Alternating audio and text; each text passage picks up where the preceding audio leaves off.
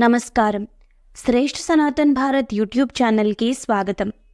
ఈరోజు మనం భగవద్గీతలో మొదటి అధ్యాయంలోని 8-9 శ్లోకాల గురించి తెలుసుకుందాం.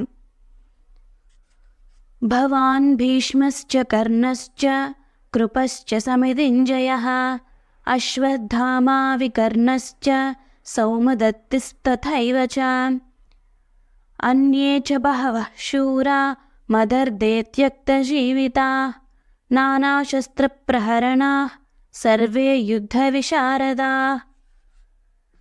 భావం: గురువర్య, మా పక్షాన తమరు ఉన్నారు, ఇంక మాకేం భయం?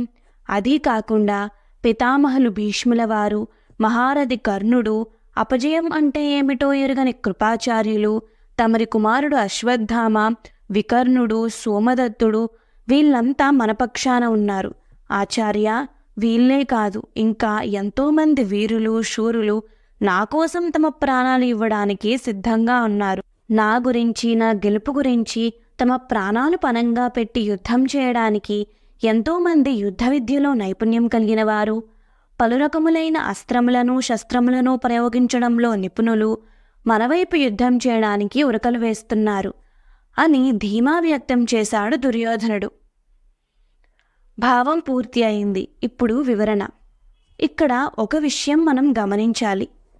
ఎంతోమంది వీరులు, పరాక్రమవంతులు నా కోసం యుద్ధం చేయడానికి వచ్చారు అంటే బాగుండేదేమో, కానీ దుర్యోధనుని నోటి వెంట వీరంతా నా కోసం తమ ప్రాణాలను విడుస్తారు అనే మాటలు వెలువడ్డాయి.